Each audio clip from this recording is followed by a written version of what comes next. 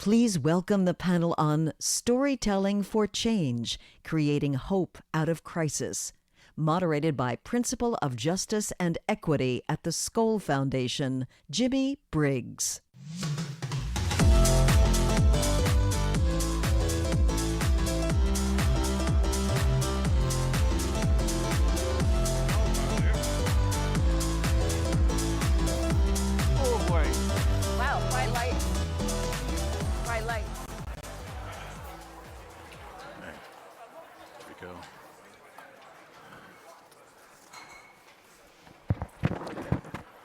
Good afternoon, everyone.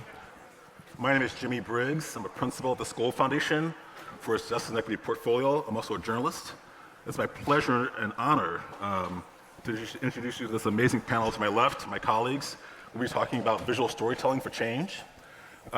These are all esteemed photographers and change makers, so I'm looking forward to a robust conversation. You'll see on the screen a QR code, which can be scanned, and questions submitted through that. So throughout the conversation, as we're talking on stage, we look forward to your reflections or questions based on what's being discussed, based on the images you'll see imminently on the screen. I myself am in philanthropy, but formerly was a journalist for Life magazine. I write for Vanity Fair and The Guardian, so I'm still have my hands in journalism, but these people to my left are really innovating and catalyzing photography, storytelling for impact across systems in the global space. So I'm very excited to be next to them. I'll introduce them and then we'll dive into their work and some of the pressing issues they face as storytellers, particularly in the environment we're in now, especially with the advent of misinformation, disinformation, and AI. To my left, I have photojournalist Andrea Bruce, Scott Harrison from Charity Water, Yoongi Kim, and Eli Reed. First, I'm going to go to Yoongi Kim. Let me go just a little bit. Yoongi, thank you so much for being here with us today. Your images should be coming on the screen shortly. I wanted to ask you, and this is a concern for you as a journalist with decades of experience covering conflict globally throughout the world, as well as pressing social issues here in this country. From your perspective, Yoongi, how has the advent of AI, misinformation, and just technology changed the process of photojournalism, of storytelling? Oh boy. So photojournalism, like journalism, is fact-based. So images we capture are not manipulated, but they're records of events that we photograph. They're records of history, and because of it, photojournalism images have authority because they're capturing moment in time in history. And the problem with the AI is, and I understand there's a lot of AI talk, it's the new industrial revolution. It's in AI big techs, Magnificent Seven. It's in our mutual funds, retirements. But when it comes to journalism, it's a problem because it can't be manipulated. So innovate is a good thing, but it's also a bad thing because innovate is technology. Look at Twitter. During Arab Revolution, it was the greatest thing because the information spread. But now with 2016 elections, we found out that there is manipulation of the information and there's foreign actors influencing images, information. So the filters, checks and balances that we used to have are less important because every individual person can speak their views, and those are important. But there's also bad actors out there who use technology to influence public opinion, elections, or whatever. So it has both. Yoongi, it's such an honor to be on this stage because our friends in the audience may not know this, but you really have been part of an amazing cohort of women photojournalists who documented combat over the past 30 years. Somalia, Iraq, other places throughout the world. You've frontline combat, documenting human rights abuses, and the critical stories we in the West, in this country especially, rely on for information, for inspiration, for emotional catalyzation.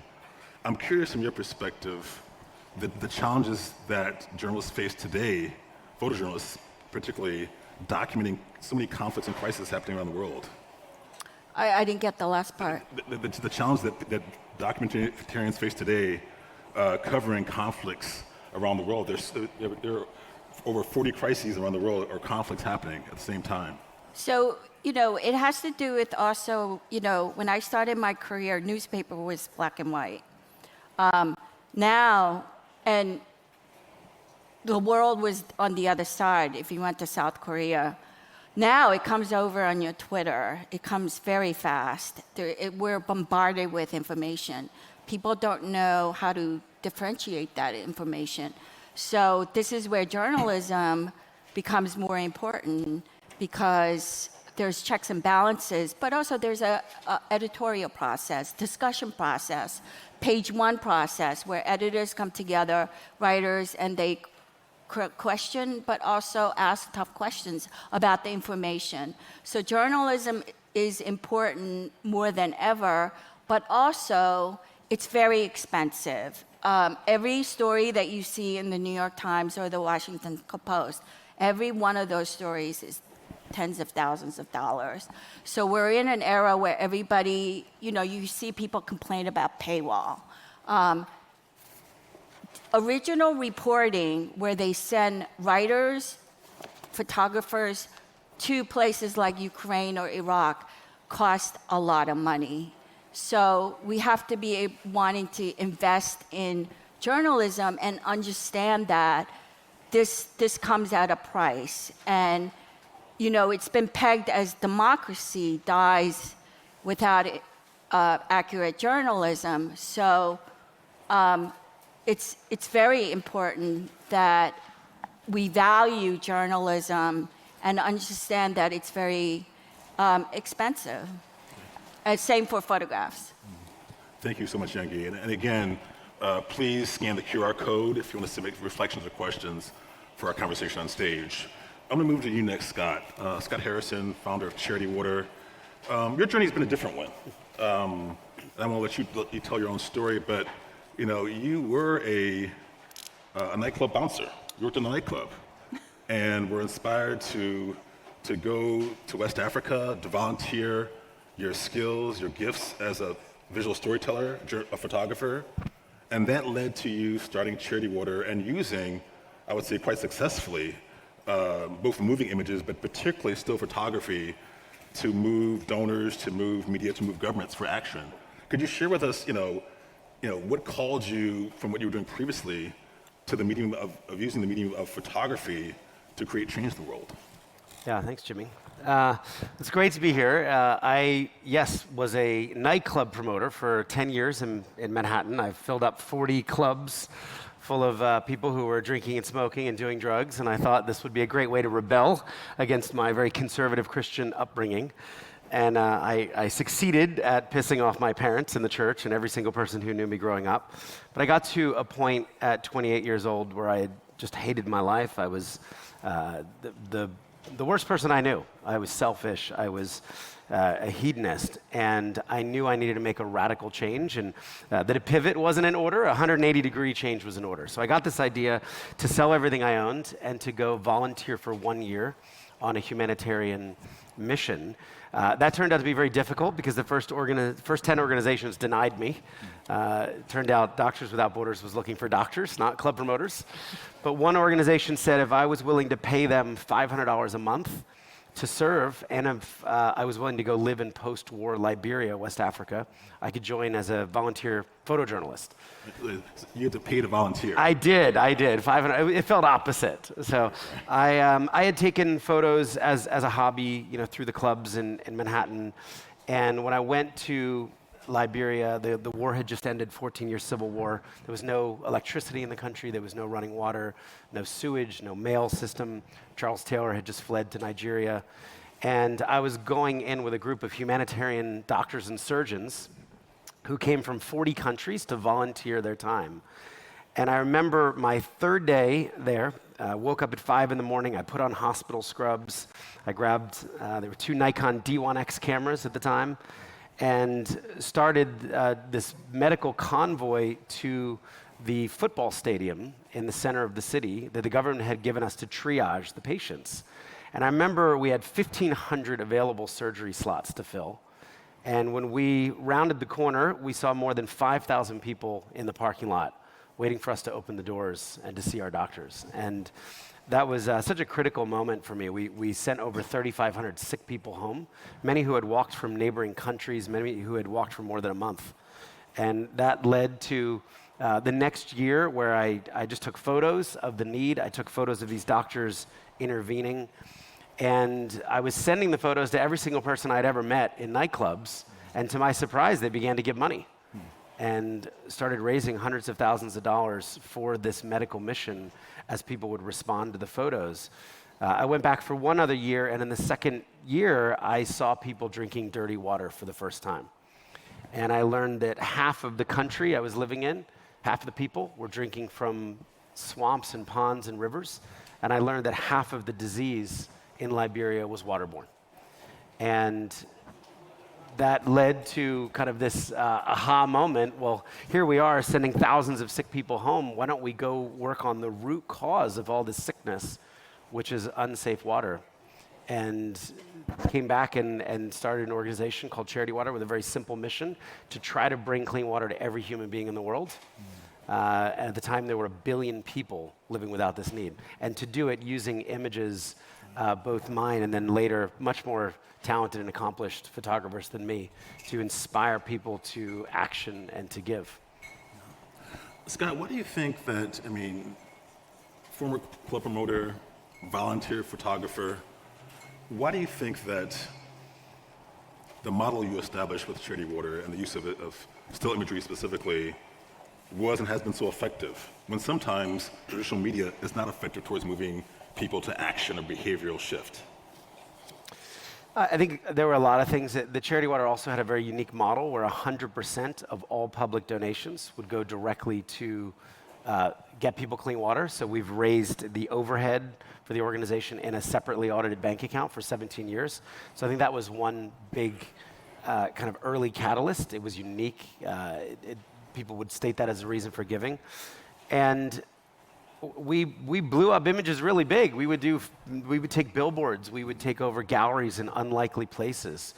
We would confront people with images in places where they weren't expecting to be confronted with images of people living in very different conditions around the world. And then we would also use the images to take people through the process. How is a well drilled? You know, what does it look like? These women here on the screen, this is at the Tana River in eastern Kenya. And these women told me that they were most afraid of crocodile attacks as they came here to get water. And they named 3 other women also in the village who had been dragged off at this spot. And you can kind of see in the left of the photo, they built this brushy structure as an early warning system or a tell against crocodiles. And you know, it's one thing to tell people, hey, there's 1 billion people worldwide drinking dirty water. It's another to bring them into the story of people, into certain places. And you know, we've tried to do that thousands and thousands of times. And it's helped us really take 2 million now everyday ordinary people around the world and inspire them to give $1 billion to help almost 20 million people get clean water. That's amazing, Scott. Thank you so much. Thank you. Andrea. Hi. Hi. I just realized before turning to you, I guess coincidentally, everyone on the stage has everyone on the stage has been in a war zone, covered conflict in some capacity, whether it's post-conflict or an active hot war. You in particular, very recently, worked for the Washington Post, spent years abroad in Iraq during the worst of the fighting, staying overseas for a very long time in that region of the world, telling the stories of women and children of survivors of conflict while it was happening. But you made the decision to come home, so to speak. I would love for you to talk about the journey home and the community where you live now and the work that you're doing. It's very different than covering war, but it's another kind of conflict, I think, which is of note for discussion here. Yeah, I mean, I think you know, most of us photojournalists, we go where we're needed. And conflict has many different definitions. It can be a war zone overseas. But I found also that it's in my small rural North Carolina town where the political divide and the human divide is so fierce that that I felt this is where I was needed. So during the height of the pandemic, I actually was home. It's a town of 800 people, a county of 11,000 people. And I became really frustrated with the only source of news, which was a weekly, a conspiracy theory weekly, very racist and right-wing, and it was the only news in our county. That's where people were getting everything. So out of spite, I decided to start my own publication in this tiny town. And quickly, out of 11,000 people in the county, I had a subscription number of 5,000, like that. And I realized that this is where I was needed. And so from there, I've started like a template for an approach to local news, which is one of the answers, I think, to the problems that we're having in this county, especially in rural America. So that's the conflict I'm working on these days. I was reading an article in preparation for our conversation today, Andrea, with Michael Camber, who we were talking about before, the Columbia Journalism Review. It was about a decade ago we did this interview with him. At the time, you were still working in Baghdad, and you were talking about the challenges of being in Baghdad, being a photojournalist, documentarian, and at that time, if I may share, being in a partnership. I think you were married at that time, and the cost personally on you and your family. You know, Young spoke about the expense, you know, the tangible cost, you know, the dollar amount of doing a documentary essay or story. But I was hoping you could, you know, share as much as you're willing to do so, kind of what I would call the price of the ticket. There's the financial cost of it, but then there's the cost on you, on the people who care about you, when you make the choice to be in these situations, whether it's in Baghdad or Afghanistan or even focusing the way you are in this community with such depth. Yeah, it's a sacrifice to a lot of your own personal, to your personal life, and your. At the same time, it's a huge sense of purpose to feel like you're. I mean, you know, our job is also, all of us up here, to get people to pay attention to things that people don't want to pay attention to, or things that people don't want people to pay attention to. I mean, that's why we're here. And so that sense of purpose sometimes overrides everything else. How do we, I mean, war is fast, but usually it's fast and it's very slow. And you're in a community, Andrea, your hometown in North Carolina, that I imagine the cadence of life is slower than most of the places you've covered as a journalist. How do we, now this is just occurred to me as you were speaking, but how do we, from your perspective, how do we get people to slow down enough to see the images that you and Scott and Yoongi and Eli are creating? I mean, that's a good question. I think that going where there's the need, we have places where people are hungry for news, especially about their own community, whatever that community happens to be.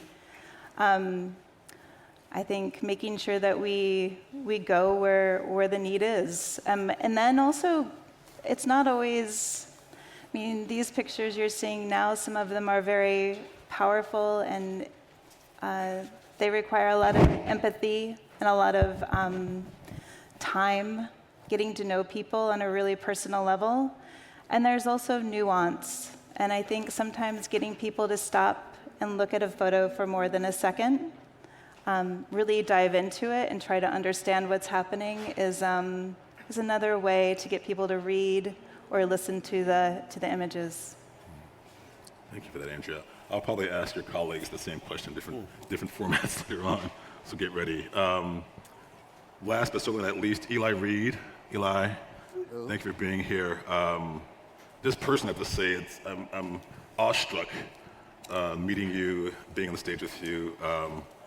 I personally became aware of you and your work when I was working at Life magazine as a writer in the 90s, and you covered the Million Man March in 95. And I think for a generation, several generations of photographers, photojournalists, storytellers, you've been a mentor, been an inspiration. I mean, Andrea and I were talking about how you mentored her, and even in advance of this panel discussion, friends of mine who are still photojournalists said, "Oh, Eli spoke to me. Eli showed me how to do, prepare my book for review, my portfolio review.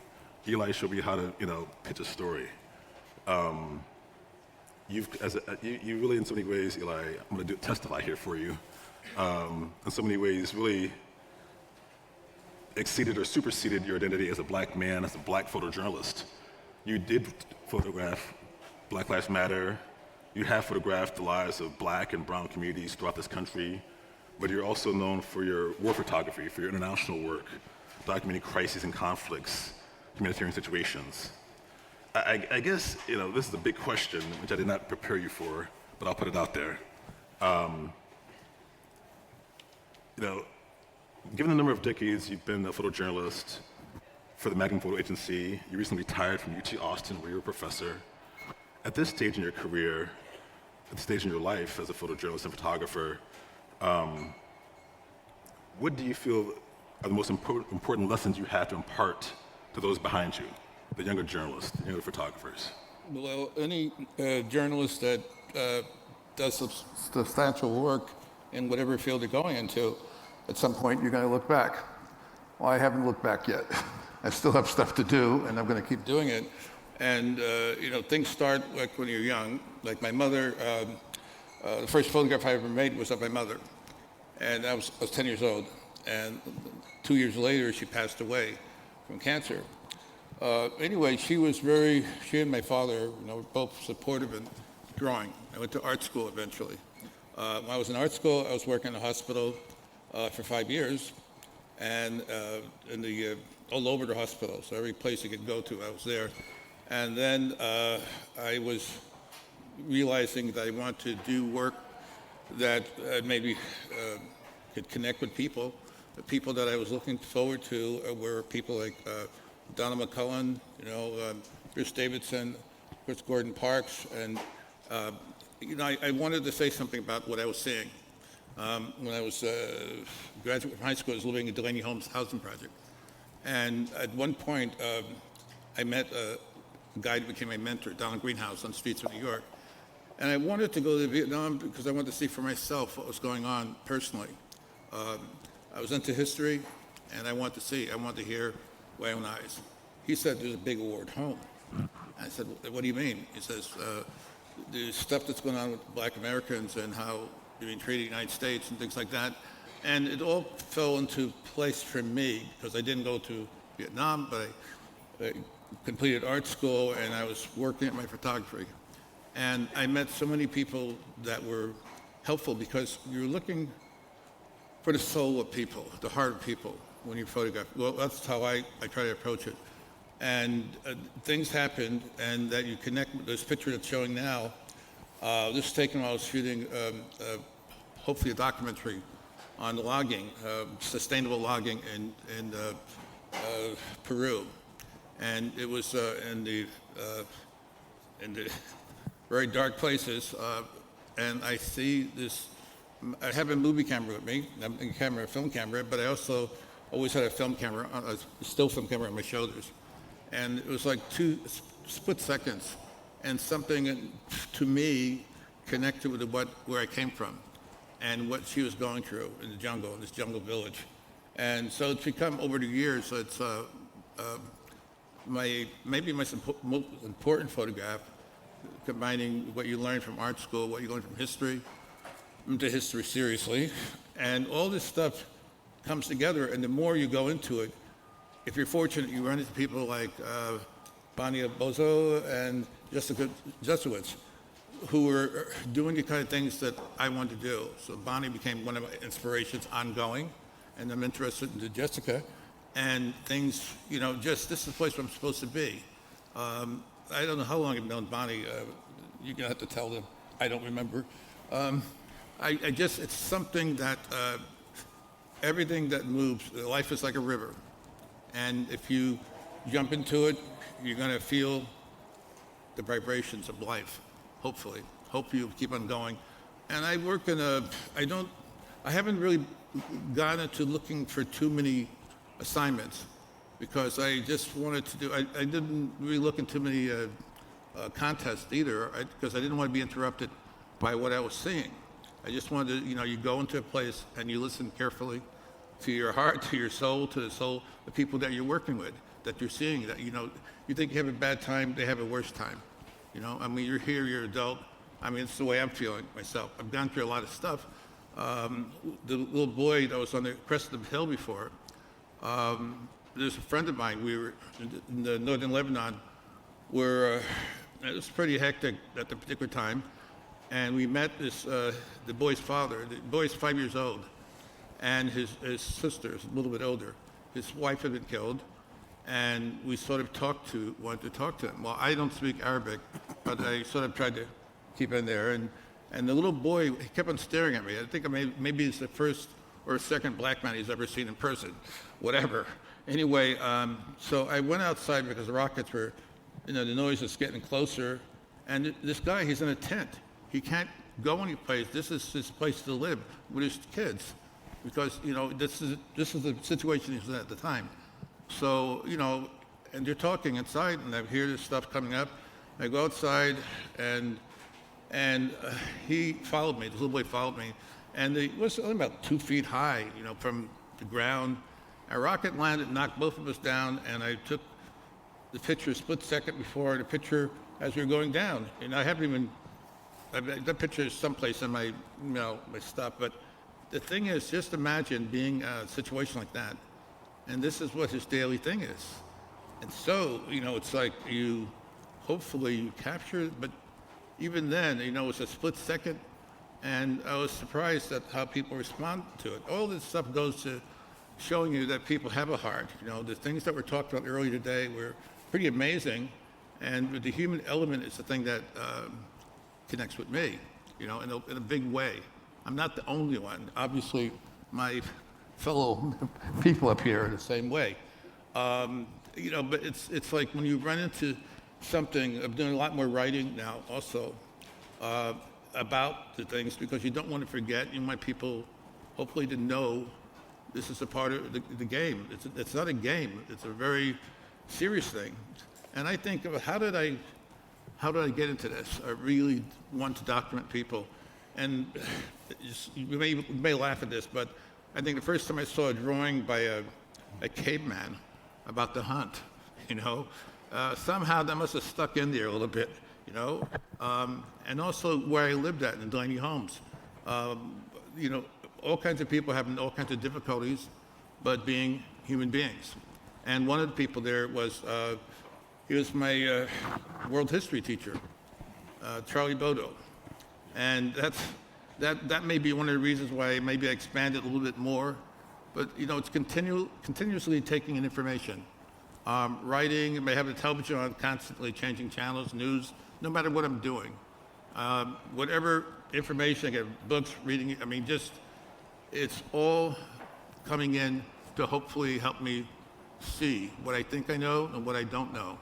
Just trying to move it through there. And I think that we probably share this whole thing about meaning with your work, wanting to say something. So when it's time to leave the planet, I hope I leave it with, something, a little bit of a punch or something. And that happens when you run into people like Jessica and Bonnie. It's like people that they're always on your head because of the good that they do. And it's what things that I want to do. And I can't supply a lot of money, but if you get me someplace there's a need to be discussed, I want to be there.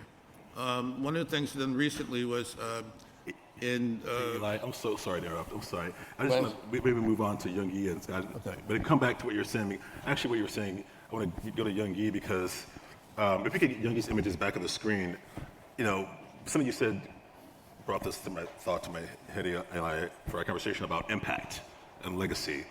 And Yangi, I'd love for you to share with our friends in the audience here, I think not the only one that you've done, story with great impact, but one I think is emblematic of your career is the work you did with Korean comfort women and how that led to measurable, not only in policy transformation, but also really in larger mindset and behavioral transformation of how people understood what happened to the Korean comfort women in the war. So one of the most important work I did in my career in 40 years as a photojournalist is the comfort women. And if you don't know the comfort women, they were the mostly Korean young girls who were forced into sexual slavery during World War II by the Japanese army. And it's an issue that's still in the news. It was kept quiet for 50 years, and it broke in 1992 when they found medical records of the women. The Japanese army had kept medical records of venereal diseases and stuff, not for the women, but for the soldiers. And so the medical records were discovered in 1992 by a Japanese professor. I had heard about it in 1995, and I heard it on the radio. I was driving, and it brought me to tears. I couldn't believe it. So as a Korean American, I'm not an activist, but I have this talent to photograph. So I was going to inform the people of the women. I was curious about them. I wanted to meet them. So I went to Korea, my motherland, and I'm an immigrant. I came here when I was 10 years old in 1972. So, and without speaking any English. So for me, this was a very close connection. So I went to South Korea. I couldn't get backing. Nobody was interested. Korea, small country, who cares? So I went to Korea to visit my grandmother who had raised me. And so I did this behind-the-scenes intimate profile of a group of women, grandmothers, comfort women who lived in a basement apartment. And it was at a time where it was grassroots. A lot of the church professors were coming to support them. So I spent 3 weeks on and off, photographed it, and then when I came back, I didn't know what to do with it. I made these beautiful 11 by 14 prints, and this was in 1996, almost 30 years ago.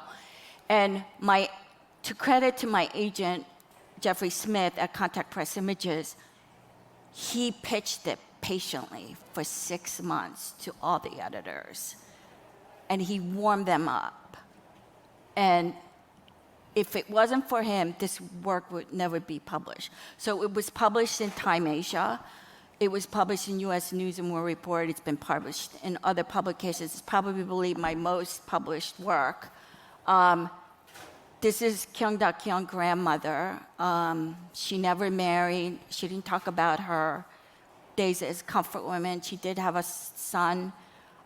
She had to give up to an orphanage. And so when I met her, there was a sisterhood among the grandmothers, and they were cooking for each other. They took care of each other. And she already had lung cancer. And so she was sick. She was in bed a lot. Anyway, so this is one of my favorite pictures. And so she's gone. A lot of the comfort women are gone. There's a handful of them. And it still is in the news because it's indicative of the complicated relationship between South Korea and Japan and the occupation of Japan, of South Korea before World War II. So as photojournalists, this was a personal project. I thought it was important. And so I'm happy these photographs exist now because those grandmothers are gone, and so there's a record of it. So that's the power of photojournalism. And after this was published, there's been a series of verbal apologies and other involvements by U.S. government. I think there's a World War II, I think, law. I have to refresh my memory. World War II law that bars criminal soldiers or something. And then I think 90s during Clinton, they barred Japanese soldiers coming into the United States or something like that.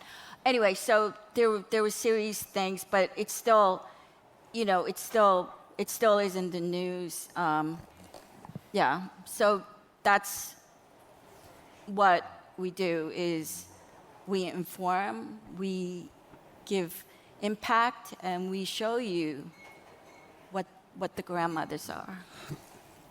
That's amazing. Yeah, I think I was reading somewhere that actually in the Obama administration, your images also inspired the Obama administration towards action around the comfort women and its relations with Japan and South Korea as well. So it's also very important, the comfort women, so Obama administration, I think it was 2015, these images ran again in New York Times because the comfort women issue was being tension between Japan and Korea, and Obama needed alliance of Korea and Japan because of China. So it was, I think Obama administration got involved. Sorry, it's hard to keep track of all the layers of drama that, you know, twists and turns that's happened with the comfort women issue, but it affects the policy in Asia, this issue, even today.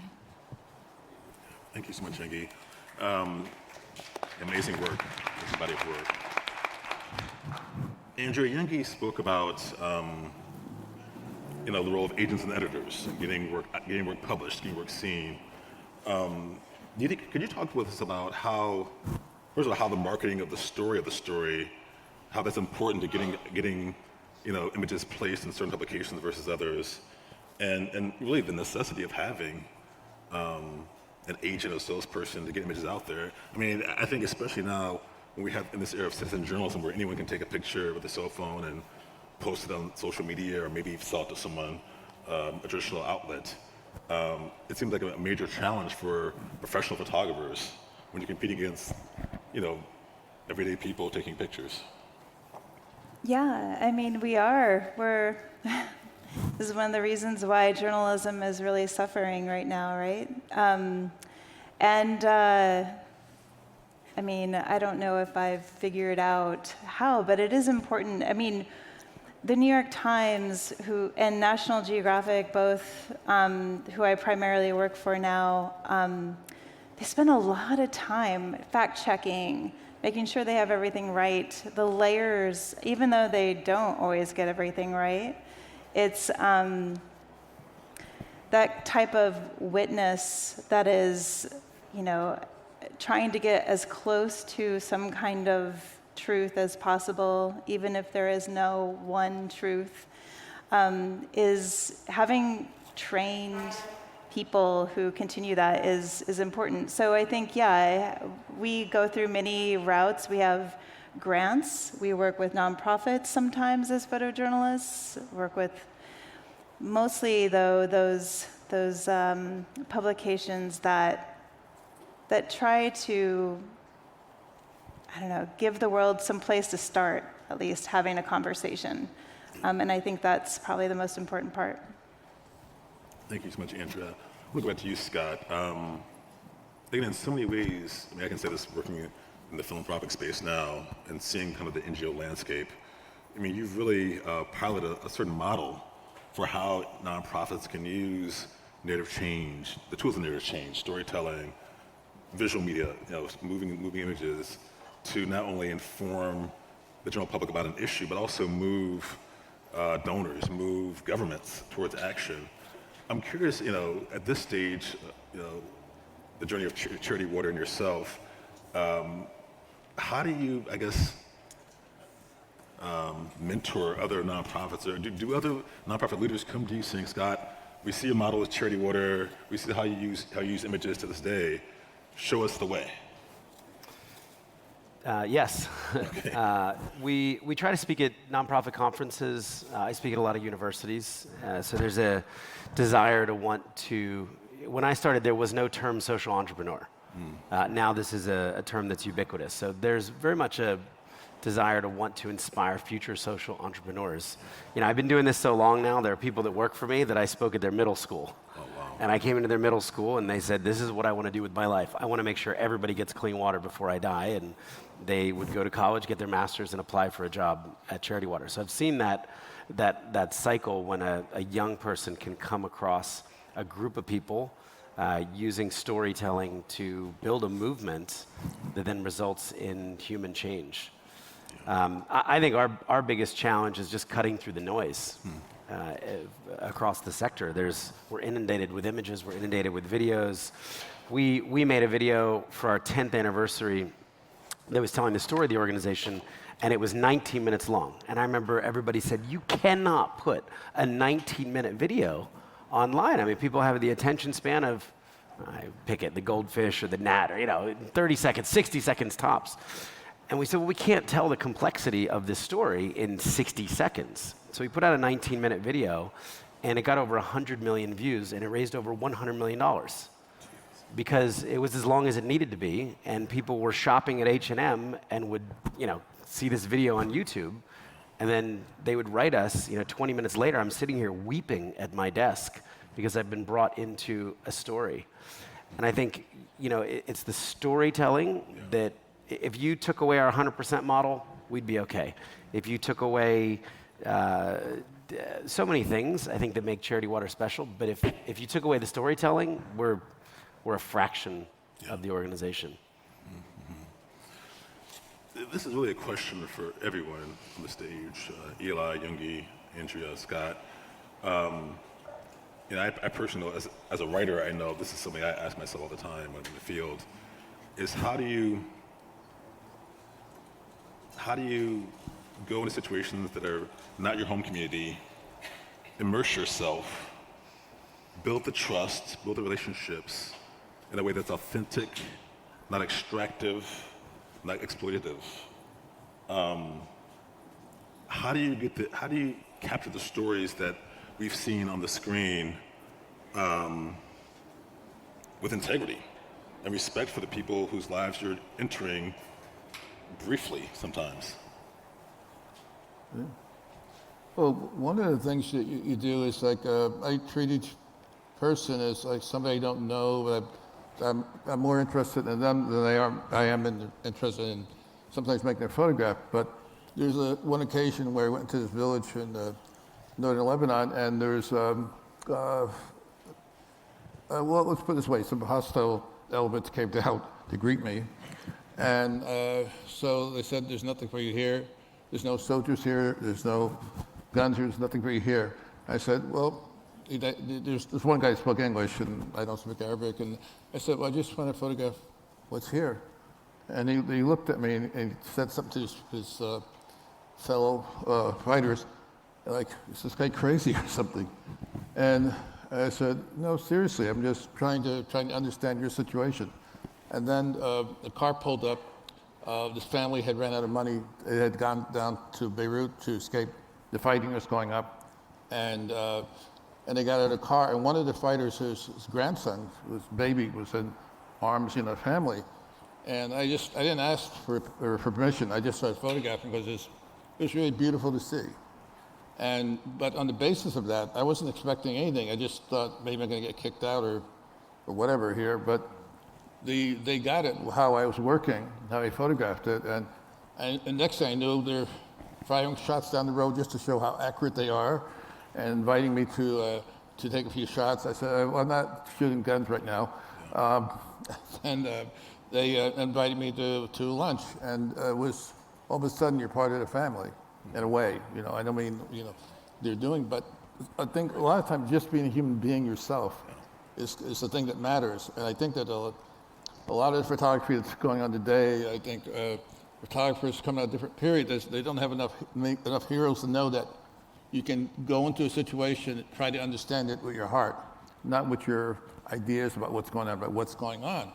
And if you can do that, people will come looking for you eventually. They're people that you want to come looking for you. Right, exactly. And that's what I try to do. But that one story I told you, that's really, I think about that over and over again, because that's the element what I'm trying to do.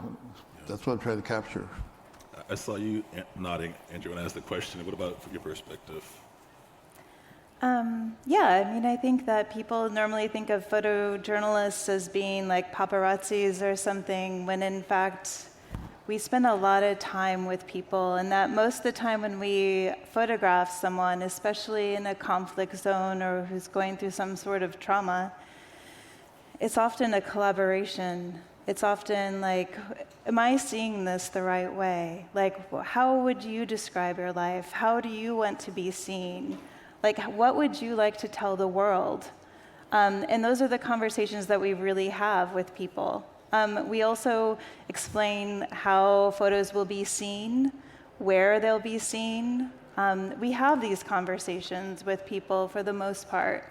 They're really important conversations to have, especially when we're in areas where that are.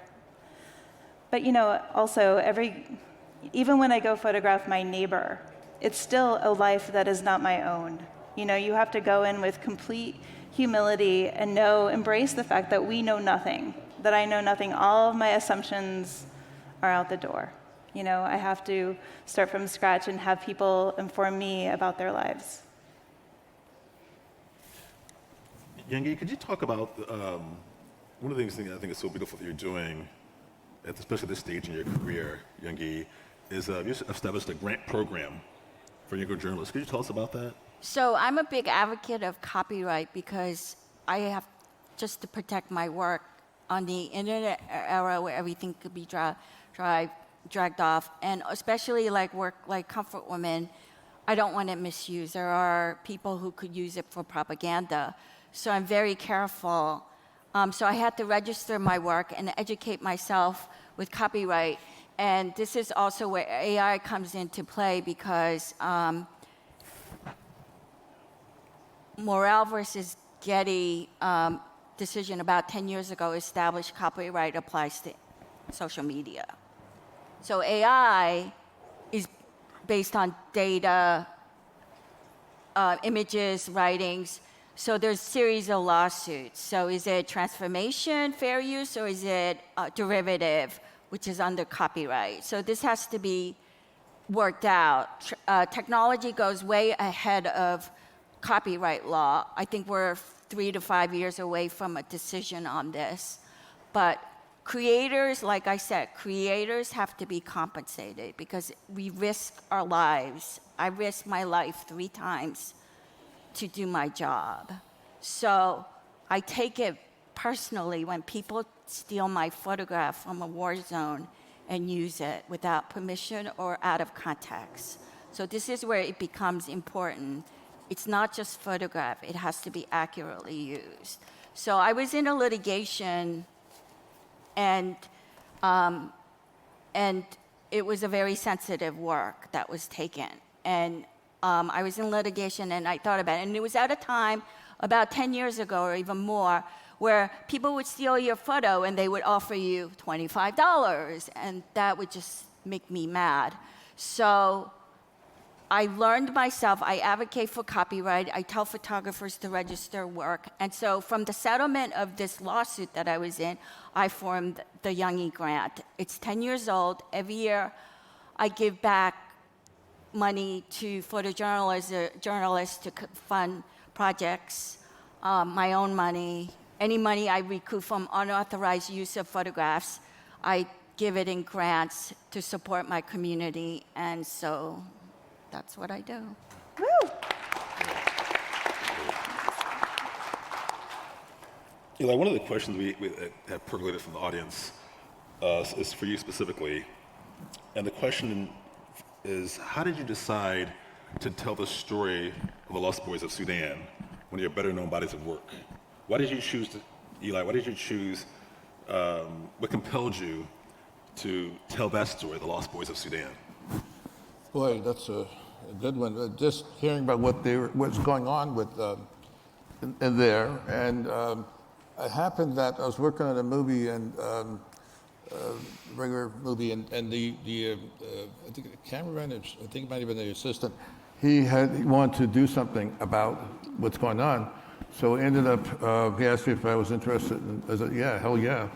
And we went there with a little help from the UN, and the things that they were going through, or what they went through to get there, were just impossible to understand, of how you could get through that. And so I spent, I think, about 2 weeks in a refugee camp, and then there's a Catholic relief agency that was, taking, but they took about 90 people out, and just the whole sense of, that was, I think, one of the most sensitive things ever. Not most, how do you say?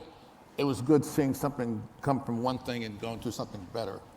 And so I stayed in touch with them, and we actually came back to the U.S., and I spent about 5 or 6 days with them in different places, getting acquainted and that kind of thing. And that's something that you gotta be ready when to say yes, And I've done things where I didn't question how crazy it was going to get.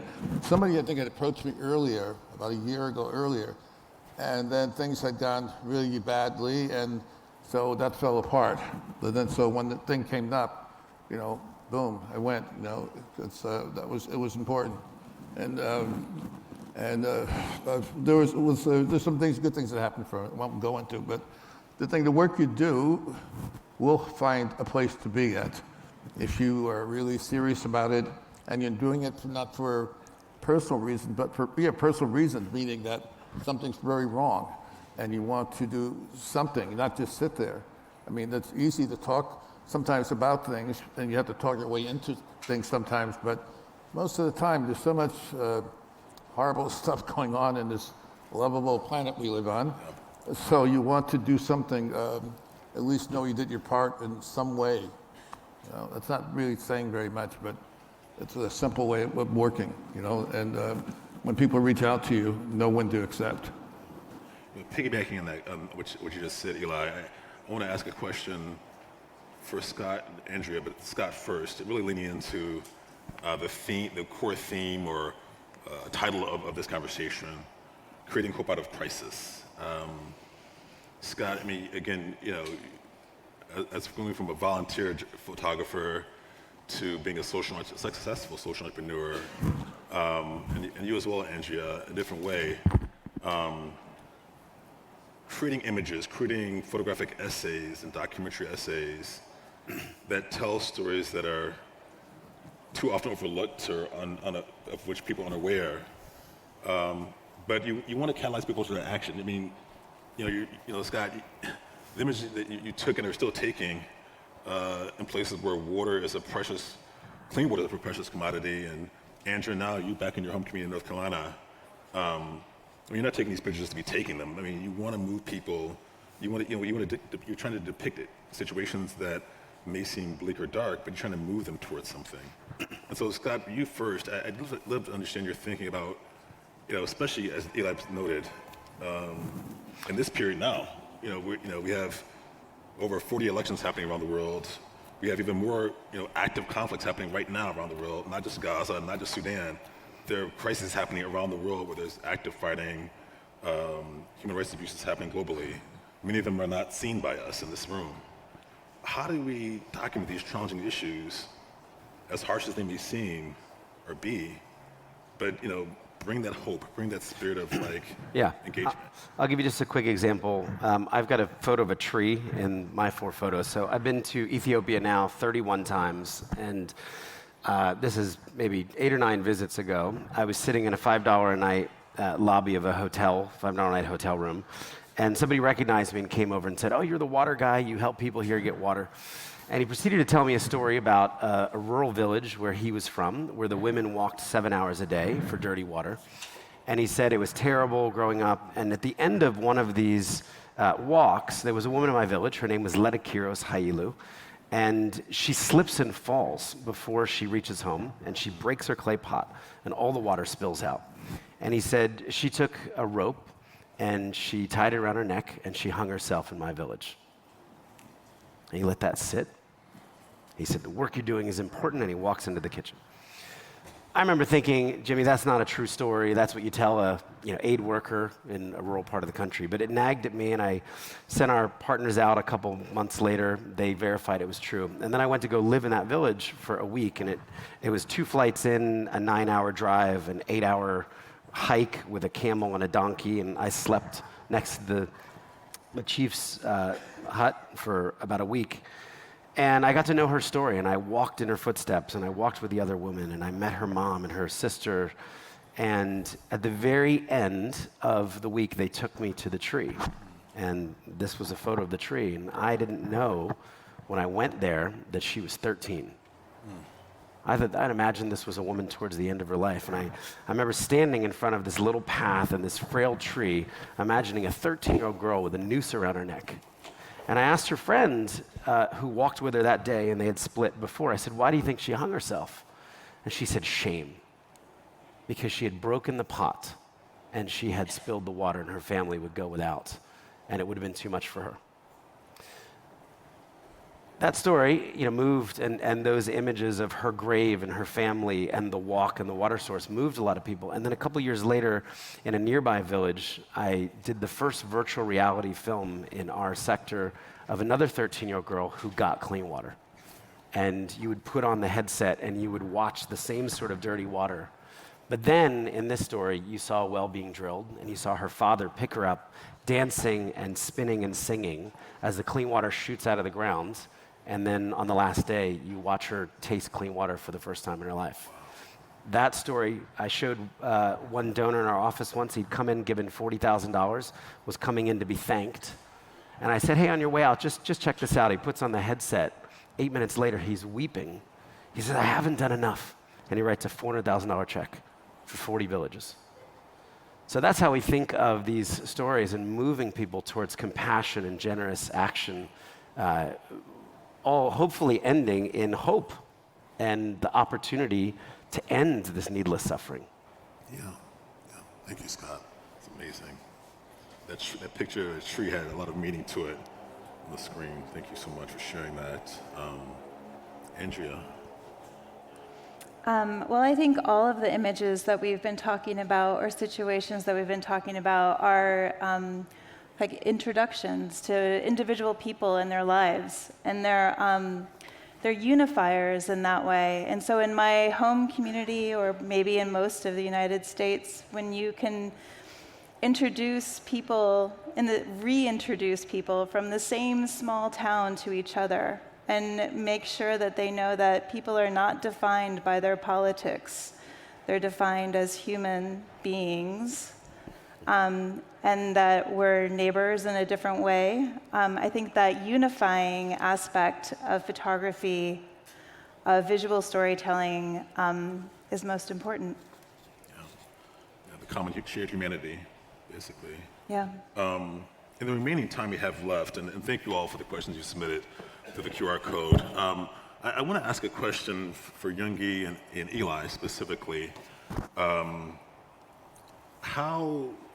you talked about being a Korean immigrant coming here to the United States at 10 years old, coming to the States. And Eli, you briefly touched upon your mother and becoming a photographer, your pathway to photography. Respectively, Eli first, then Youngie, how did your upbringings define or impact what you saw through the lens, what you saw through the camera when you became a photographer? How does it still define? I mean, how did where you grew up and your upbringing affect what you see when you look at the camera? Well, it's a number of things. First of all, if you're a curious kid like I was, okay, you get into reading everything you can get your hands on. I heard about this book called War and Peace, I think it was, and I was 10 years old, went to the library, and they didn't know what the hell I was talking about. So that's a little thing. But it's a next door neighbor we first moved to Pathway was the president of the local national press. Anyway, in the WPC. I'm running on a different motor right now. Anyway, but it's like he was involved with the civil rights movement, things that were going on. And you couldn't help but see that. And for Fanboy, where I grew up at, it was it was pretty good, actually. Got a lot of help from in school, high school. The teachers were great, you know, and wasn't the kind of things that were going on in a lot of other places in the country, which is good. But you know, occasionally you run into things. We had to defend myself once. It's probably why I got into judo. Anyway, that's a whole other story. But it's just an awareness of what's going on besides yourself. You know, you're not the whole world. And there are people that go through things, and you witness that. So how can you not be influenced by that? You know, and see things happening. Particularly, I guess, working in the hospital was really amazing. I ended up giving blood a few times to patients because they needed help or what have you. But there's a responsibility as a human being, and if you're doing, I myself was a painter, art, you know, serious about it, you know, and I was inspired by a lot of work I saw that were done by other people a long time before I was ever born, you know. But it all comes together. There's all that influences things that happen. I want to pivot to Youngie as well. So I had a really tough childhood. Post-Korean War, my parents came here in the 1960s. I was raised by my grandmother. My childhood was waiting to come to America. And first time I saw my mom was at age of 10. But I think that helped me into the career that I had. I saw a recent interview by Jensen Wang of NVIDIA. He said, suffering is good, it builds character. I totally got it. Think, you know, it's been amazing being in conversation with you before this audience. Thank you all for choosing this session. Storytelling for change, creating hope out of crisis, and appreciate the time and appreciate all of you all for your insight and what you shared with us today. Thanks, Jimmy.